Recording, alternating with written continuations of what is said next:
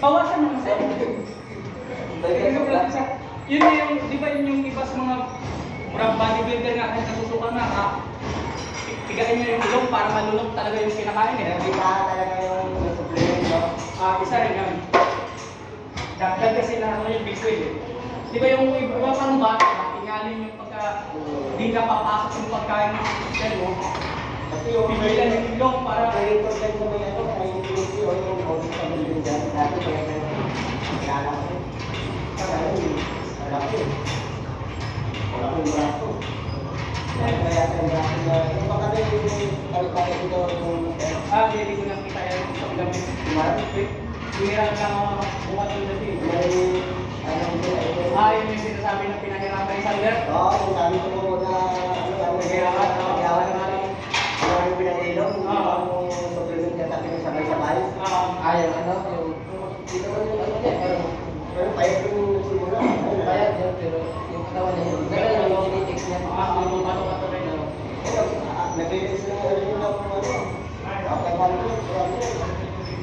okay, Yun yung pagkatapos yung supplement ka. Tapos pagka yun na lang, kahit ikaw mga professional bodybuilder na, pagka gusto mo pagbago ka lang ito, i-blend pa nga nila. Para maipasok na yung magkain. Ipitin mo yung ilong mo, obligado ka talagang lumakin eh. Yung ginawa ko niya sa supplement niya, ginawa niya sa drinks eh. Inom na Kahit nandun sa Tarboro, minom siya ng creatine. Oo. Kasi nabayasan yung mga ano niya dito.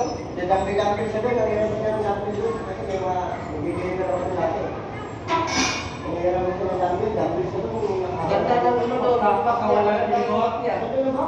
Impact niya, walang lapad na, ano, malapad na kapal yung bato dito. Ano ba? Oo, kapal.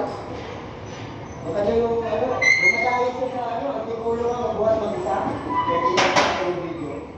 300 pa bayad niya per session. Mahal, magandang gym yun. Hindi, kasi may membership, ano siya eh, tiger siya eh.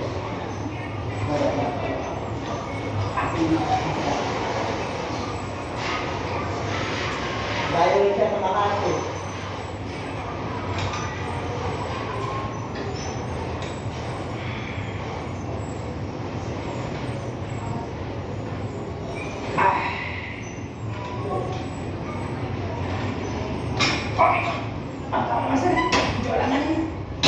Ganda ng back mo eh.